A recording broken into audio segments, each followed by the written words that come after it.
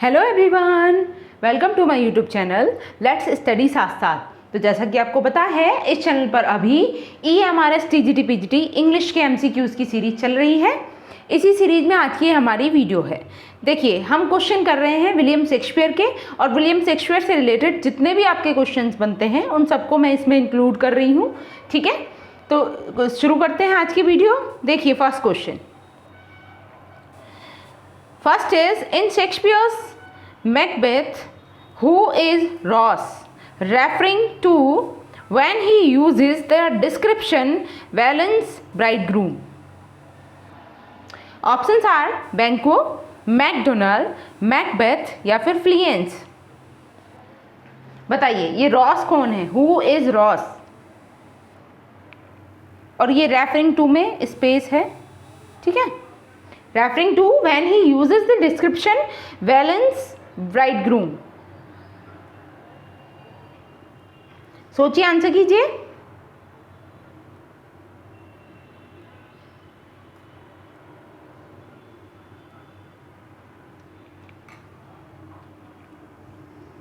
देखिए, ये जो लिखा हुआ है ना वेलोना, वेलोनास ब्राइडग्रूम कहा गया है। ठीक है, तो वेलोना कौन है? Bellona was the Roman goddess of war. ठीक है, इन्हें कहा जाता है रोमन गॉडेस ऑफ वार। ठीक है,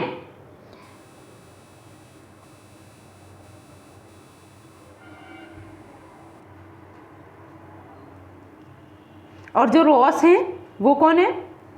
here the thane of Ross praises Macbeth's unsurpassed skill on the battlefield, referring to him as Velona's bridegroom।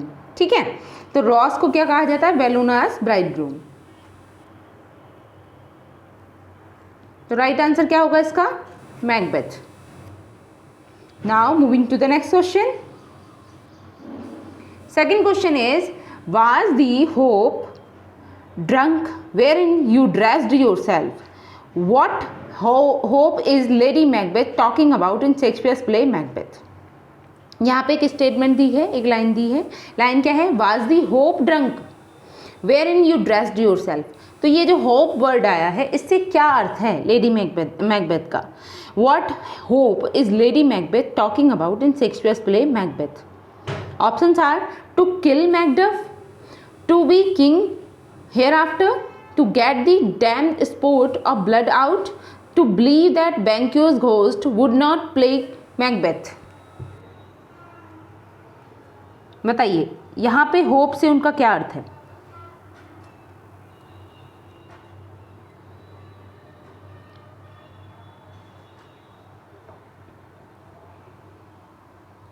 सोचिए, आंसर कीजिए।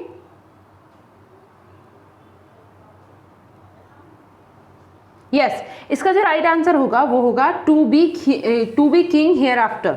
ठीक है, इसमें जो लेडी मैकबेथ हैं वो questions whether Macbeth is scared to be the person he wishes to be and to do the things he wishes to do.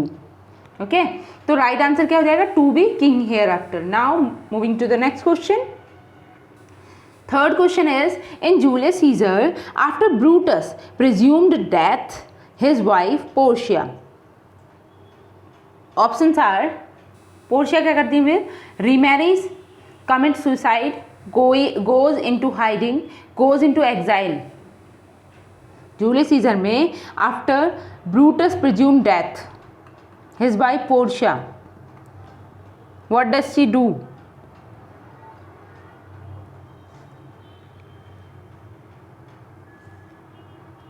सोचिए, answer कीजिए।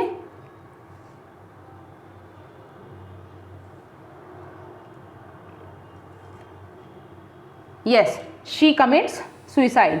ठीक है, और सुइसाइड कैसे करती है? Swallowing hot coals. ठीक है, now moving to the next question.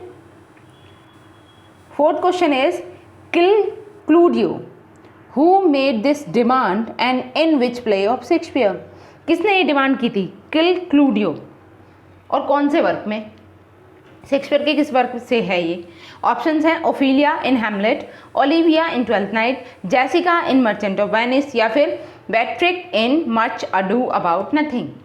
तो क्लूडियो नाम का कैरेक्टर आपको किस में देखने को मिलेगा, उसी से आपको अंदाजा लग जाएगा। ठीक है, किल क्लूडियो।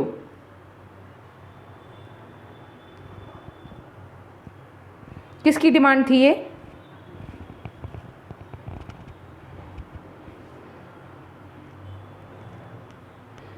यस, ये डिमांड होती है बेट्रिक की। ठीक है, option number D is the right answer, Beatrice in Much Ado About Nothing. ठीक है, और कब करते हैं ये स्टेटमेंट है एक्ट 5 सीन 1 की। Now moving to the next question. 5th question is Shakespeare addresses the themes of dash in his sonnets.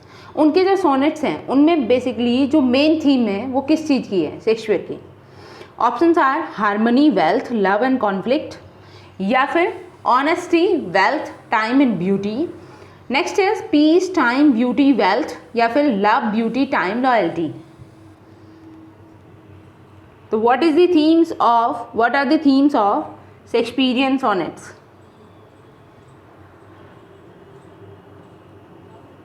सोचिए, आंसर कीजिए। यस, शेक्सपियरियन सोनेट्स की थीम क्या है? Love, beauty, time and loyalty. ठीक है, option number D is the correct answer. Moving to the next question. 6th question is conflict between desire for vengeance and voice of conscience leads to the downfall of the tragic protagonist in Shakespeare's। Option देखो, यहाँ पे Shakespeare के एक work की theme दी गई है। Basically एक story से मेन थीम निकाल के कहा गया है। यहाँ पे क्या है? कॉन्फ्लिक्ट है between desire for vengeance and voice of conscience. ठीक है, leads to the downfall of the tragic protagonist. तो बताइए कौन सी स्टोरी लग रही है आपको? शेक्सपियर के कौन से वर्क की स्टोरी है? Options are Hamlet, Macbeth, Othello, या फिर एंटनी एंड क्लियोपेट्रा। सोचिए, आंसर कीजिए।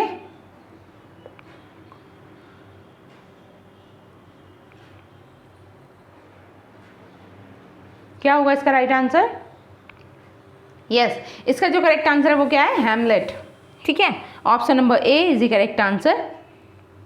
और ये कब लिखा गया था ये भी ध्यान रखना है, 1601 में लिखा गया था। Now moving to the next question. 7th is in the Tempest Prospero frees Ariel from the witch Sycorax but has enslaved. Enslaved मतलब किसकी गिरफ्त में आ जाता है? ऑप्शन है स्टीफेनो, बोट्सवेन, या फिर ट्रिंकुलो, कैलिबन। टेम्पेस्ट में प्रॉस्पेरो एरियल को फ्री तो करता है, किससे? जो विच थी साइकोरेक्स, बट हैज एंस्लेव्ड। सोचिए, आंसर कीजिए।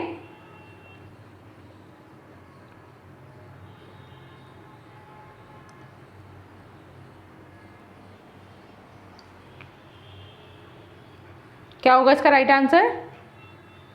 Yes, has enslaved of Caliban. ठीक है, option number D is the correct answer. और कैलिबन कौन है? Caliban villainous is Ireland native, he deformed son of the witch named Sycorax. ठीक है, Caliban कौन होता है? साइकोरेक्स का ही सन होता है। Who ruled the island before Prospero arrived. Now moving to the next question. Question 8th is in King Lear for what reason does Kent assume a disguise. King Lear में जो cantt नाम का character है वो भेष क्यों बदलता है? ठीक है, वो दूसरा रूप धारण क्यों करता है? Options are to continue to serve Lear though Lear has banished him. Next is to spy on Edmund, to antagonize Goneril and Regan, या फिर to revenge upon Lear for banishing him. तो क्या रीजन था cantt का? सोचिए, answer कीजिए। क्या होगा इसका right answer?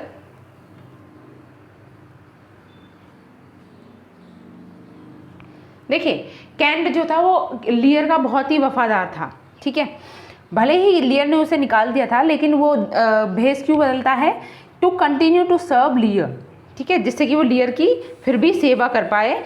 The Lear has banished him. तो राइट आंसर क्या हो जाएगा? Option A is the correct answer. Moving to the next question. Question number 9. Dr. Johnson defends Shakespeare's violation of the unities of grounds of. Options are the reader's ability to reconstruct, the writer's freedom, the writer's limitation, the rules of English drama. सोचिए, answer कीजिए, क्या हो सकता है इसका right answer?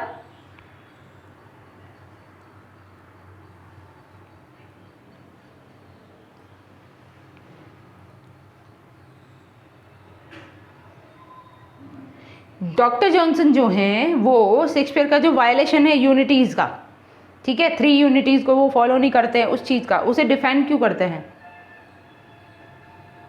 ठीक है, on the ground of the readers ability to reconstruct. ठीक है, right answer is option A. Now moving to the next question. 10th is in King Lear who among the following speaks in the voice of poor Tom. King Lear में poor Tom की आवाज़ में कौन बोलता है? या poor Tom का मतलब भेस बदलकर पुअर टॉम कौन बन जाता है? Options are Kent, Edgar, Edmund या ग्लॉसेस्टर. हालांकि केंट भी रूप बदलता है, तो क्या ये यही पुअर टॉम होता है जो इसका दूसरा नेम है वो पुअर टॉम है या फिर और कोई कैरेक्टर है? बताइए, सोचिए, आंसर कीजिए.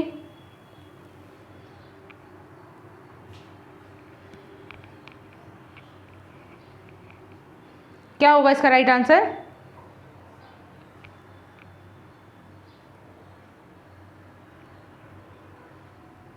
यस, इसका करेक्ट आंसर है एडमंड. ठीक है, option number C is the correct answer. Next is which of these Greek plays was a source for Winter's Tale. इनमें से कौन सा ग्रीक प्ले है जो सोर्स है किसका? विंटर्स टेल का. मतलब ये जो स्टोरी वगैरह है शेक्सपियर ने विंटर्स टेल की स्टोरी उस ग्रीक प्ले से ली है. Options are Iphigenia at Aulis, Alcestis, फिर Medea, and next is Iphigenia at Tauris. Greek name है ये, इसलिए थोड़े अजीब है. बताइए क्या हो सकता है इसका राइट आंसर?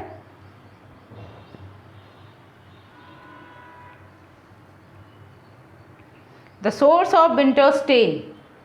और विंटर्स टेल कब लिखी गई थी ये भी ध्यान रखना है, 1609 से लेकर 11 के बीच में लिखी गई थी. ठीक है, यस, यूरिपिडीज जो वर्क है उसी का एक पार्ट है एल्सेस्टिस, उसी से ये ली गई है. ठीक है, option number B is the right answer. Moving to the next question. 12. In Shakespeare's time, who owned the rights to the theatrical script? Shakespeare के टाइम में कौन ऑनर होता है थिएट्रिकल स्क्रिप्ट का? ये सारे अधिकार किसके पास होते हैं? Options are the playwright, the pattern of the acting company, या फिर द प्रिंटर, या फिर द एक्टिंग कंपनी. क्या होगा इसका राइट आंसर? सोचिए, आंसर कीजिए.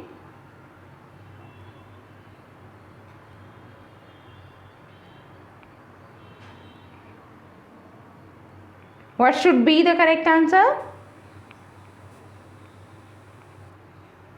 Yes, the right answer is the acting company. ठीक है, option number D is the correct answer. Shakespearean time में the acting company owned the rights to a theatrical script. Moving to the next question. 13 is if you can not understand an argument and remark. जैसा कि मैंने last video में बताया था कि अगर आप कोई आर्ग्यूमेंट या किसी रिमार्क को नहीं समझ पा रहे हैं तो तब क्या बोल सकते हैं? ये भी एक फ्रेजल है, it's Greek to me, you are quoting. तो अगर आप ये कहते हैं उस सिचुएशन में इट्स ग्रीक टू मी, तो आप किसको कोट कर रहे हो, मतलब किसकी स्टेटमेंट को ले रहे हो? Options are John Milton, Samuel Johnson, William Shakespeare या फिर जॉन डन. क्या हो जाएगा राइट आंसर? यस, ऑब्वियस ही बात है, विलियम शेक्सपियर. नेक्स्ट इज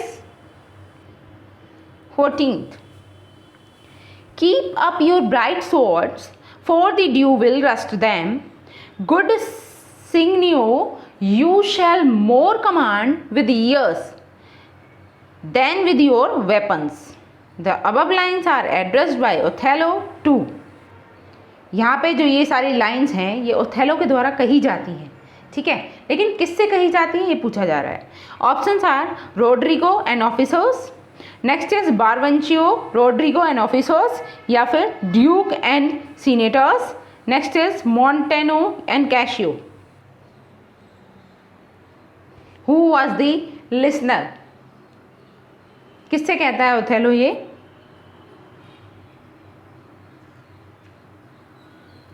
सोचिए, आंसर कीजिए. Keep up your bright swords for the dew will rust them. Good signor, you shall more command with ears than with your weapons. तो यहाँ पे Othello address करता होता है बारवेंचियो, रोड्रिगो एंड ऑफिसर्स को, ठीक है. Option number B is the correct answer. और ये घटना कब होती है? एक्ट 1 एंड सीन हमारा 2 है. एक्ट 1 सीन 2 में ये लाइन देखने को मिलती है. Now next question 15th is Shakespeare's Julius Caesar, Antony and Cleopatra, Coriolanus are based on. ये तीनों ही वर्क जो हैं वो किस पे बेस्ड हैं, या फिर इनका सोर्स क्या है, कहाँ से शेक्सपियर ने इनकी थीम ली है. Options are Holinshed's Chronicles, folk tales and legends, older Roman plays, या फिर प्लूटार्क्स लाइफ. क्या हो सकता है इसका राइट आंसर? बताइए. शेक्सपियर के जो वर्क हैं Julius Caesar, Antony and Cleopatra और कॉरिलिनियस, इनका सोर्स क्या है?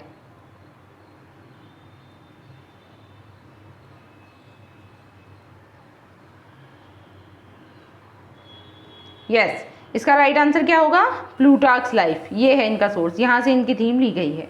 Now moving to the next question 16 is which Shakespearean play contains the, इनमें स्पेस होना चाहिए था, contains the line dash there is a special providence in the fall of a sparrow. बताइए Shakespeare के किस वर्क में हमें ये लाइन देखने को मिलती है? There is a special provision in the fall of a sparrow. Options are King Lear, Hamlet, Coriolanus, या फिर मैकबेथ. क्या हो जाएगा इसका राइट आंसर?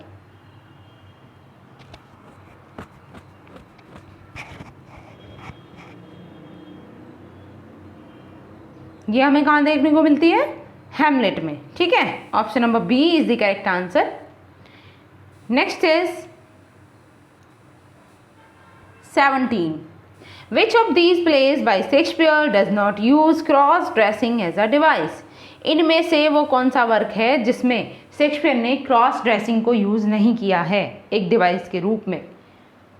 क्रॉस ड्रेसिंग से मतलब है कि कोई लड़का है तो वो लड़की के कपड़े पहन के लड़की बन के भेष बदल लेता है, या फिर कोई लड़की है तो वो लड़का बन जाती है, ठीक है, उसे बोलते हैं क्रॉस ड्रेसिंग. तो कौन से वर्क में हमें ये देखने को नहीं मिलता है? Options are as you like it, Julius Caesar, Cymbeline, या फिर टू जेंटलमैन ऑफ वेरोना. तो इस टाइप के क्वेश्चंस आपके समरी बेस्ड होते हैं. अगर आपको समरी पता है तो आप आसानी से इनके आंसर कर लोगे, ठीक है. और एलिमिनेशन मेथड से भी आप आंसर पे पहुंच सकते हो. क्या हो सकता है इसका राइट आंसर? जैसे कि आप जानते हैं एज यू लाइक इट, उसमें भी भेस बदला जाता है, ठीक है. और अगर हम बात करें सिम्बलिन की, इसमें भी क्रॉस ड्रेसिंग की का सीन है, और टू जेंटलमैन ऑफ वेरोना इसमें भी. लेकिन अगर आप जूलियस सीजर को देखोगे तो इसमें नहीं है, ठीक है. Option number B is the correct answer. Next is 18 His life was gentle and the elements so mixed in him that nature might stand up and say to all the world, this was a man. Who is the speaker and about whom in this spoken? ये जो line कही है वो किसने कही है और किसके लिए कही है, किसके विषय में कही गई है? His life was gentle and the elements so mixed in him that nature might stand up and say to all the world, this was a man. Options are Anabarnus on Antony, Brutus on Caesar, Cleopatra on Antony, या फिर Mark Antony on Caesar. क्या हो सकता है इसका right answer? सोचिए, answer कीजिए।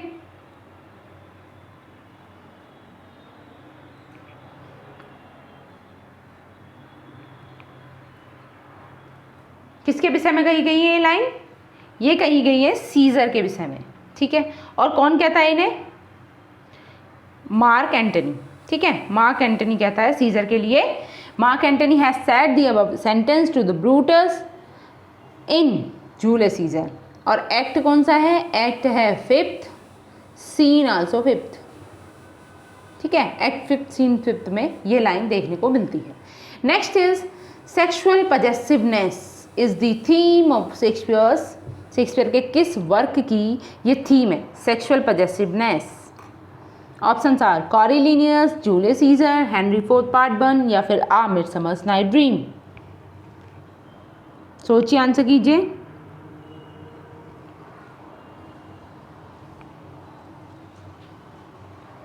क्या होगा इसका राइट आंसर?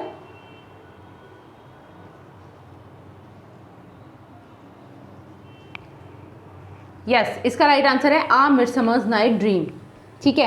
ये कब लिखा जाता है? ये लिखा जाता है बिटवीन 1590 टू 97, ठीक है। It portrays the events surrounding the marriage of Theseus and the Duke of Athens to if Hippolyta, ठीक है। थीसस जो ड्यूक होते हैं एथेंस के, और हिपोलिटा की मैरिज के विषय में है। नेक्स्ट चलते हैं। Next question is sexual jealousy is a theme in Shakespeare. तो सेक्सुअल जेलेसी, अब ये कौन से वर्क की थीम है? ऑप्शंस आर, देखिए, सेक्सुअल पजेसिवनेस अलग है, सेक्सुअल जेलेसी अलग है। पजेसिवनेस किसका हो गया? आ मिडसमर्स नाइट ड्रीम। अब नेक्स्ट देखते हैं सेक्सुअल जेलेसी, ये कौन से वर्क से रिलेटेड है? The merchant of Venice, the Tempest, Othello या फिर किंग लियर। क्या हुआ इसका राइट आंसर?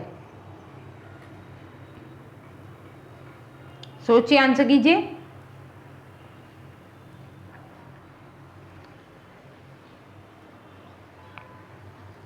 यस, इसका राइट आंसर क्या होगा? ओथेलो, ठीक है। और ओथेलो का अगर हम दूसरा टाइटल पूछें तो क्या होगा? इसका सब टाइटल भी पूछ लिया जाता है एक तरीके से, तो क्या है वो? मूर ऑफ वेनिस, ठीक। ओथेलो कब लिखा गया था? ये लिखा गया था 1603 में, ठीक है। It is based on the story of Capitano Moro, a Moorish captain by Cinthio, a disciple of Boccaccio, first published in 1565. Now moving to the next question. इसका सोर्स था वो, ठीक है। 21 rightness is all occurs in, ये line कहाँ हमें देखने को मिलती है? Options are King Lear, Hamlet, Macbeth, Julius Caesar. Rightness is all, बताइए क्या होगा इसका राइट आंसर?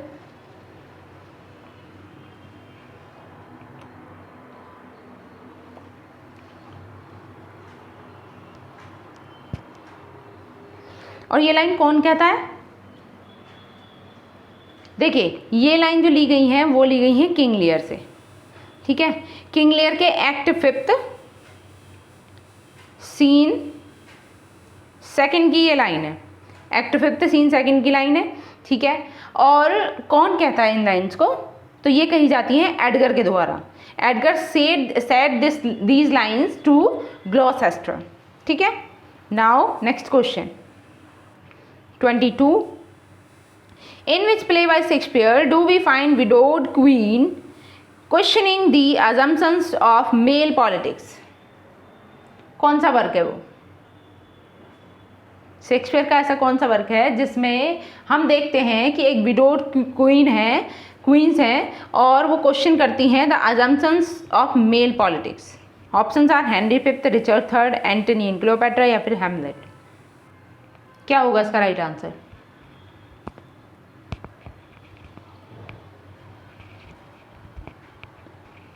सोचिए, आंसर कीजिए।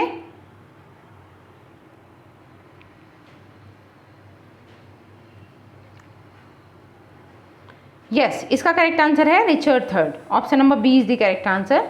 Next is 22.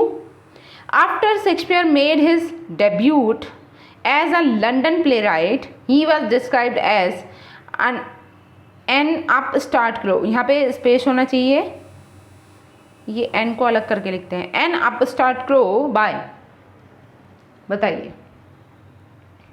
किसके द्वारा शेक्सपियर को एक अपस्टार्ट क्रो कहा गया है? Option are Christopher Marlowe, John Lyly, Robert Greene, Thomas Lodge. बहुत ही सिंपल क्वेश्चन है और बहुत ही फेमस लाइन है, अक्सर पूछी जाती है।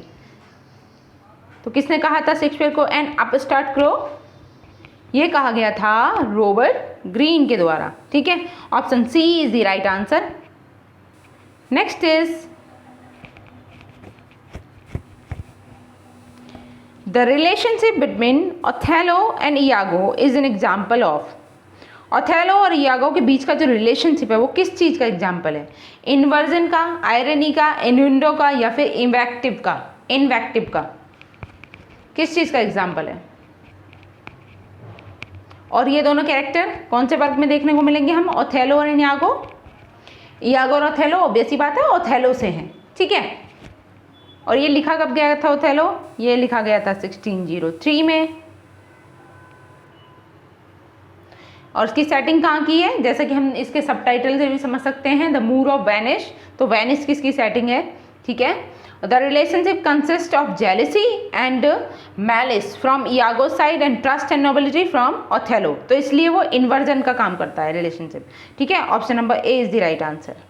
Next is 25. The lines present fears are less than horrible imaginings appear in। ये लाइन हमें कहाँ देखने को मिलती है? Present fears are less than horrible imaginings। Options are Macbeth, King Lear, Othello या फिर जूलियस सीजर। सोचिए, आंसर कीजिए, क्या हो जाएगा इसका राइट आंसर?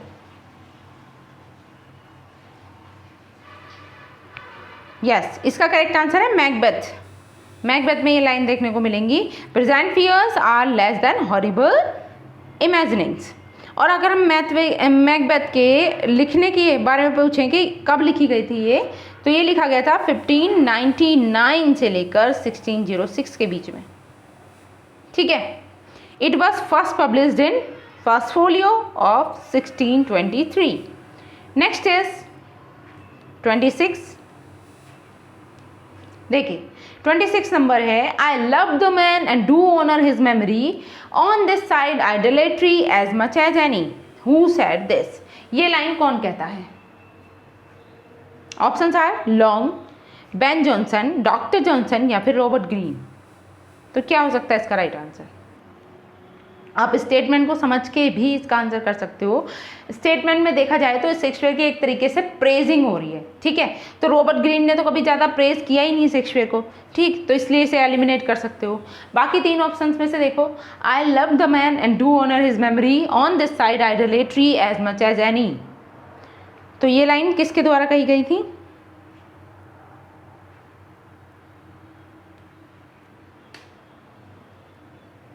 यस, क्या होगा इसका राइट आंसर? बेन जॉनसन, ठीक है। Option number B is the correct answer. Next is who published the first life of Shakespeare in 1709। कौन पब्लिश करता है the first life of Shakespeare? Options are Goethe, Robert Greene, Nicholas Rowe या फिर AC Bradley. किसके द्वारा publish की जाती है लाइफ ऑफ शेक्सपियर? क्या होगा इसका राइट आंसर?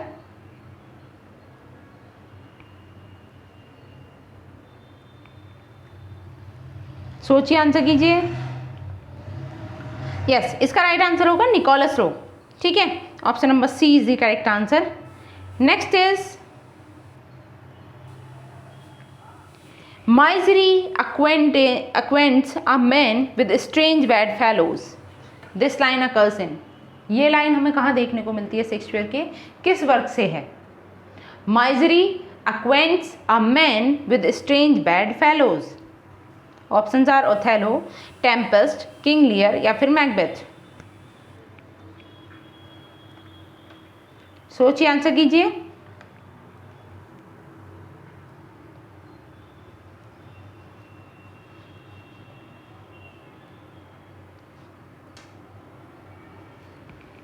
क्या होगा इसका राइट आंसर?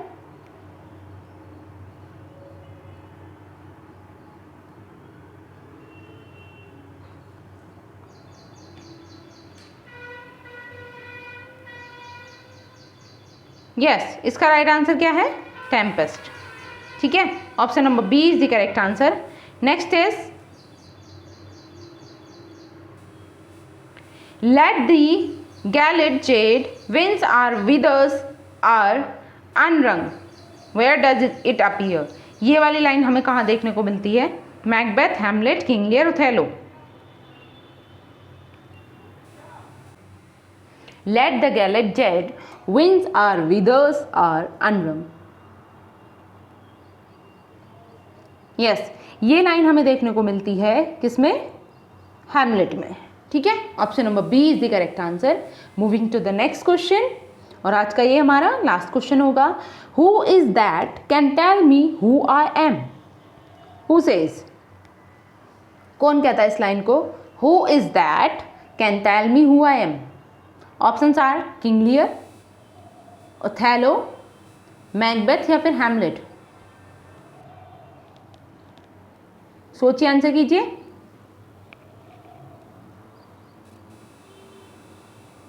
इसका करेक्ट आंसर क्या होगा?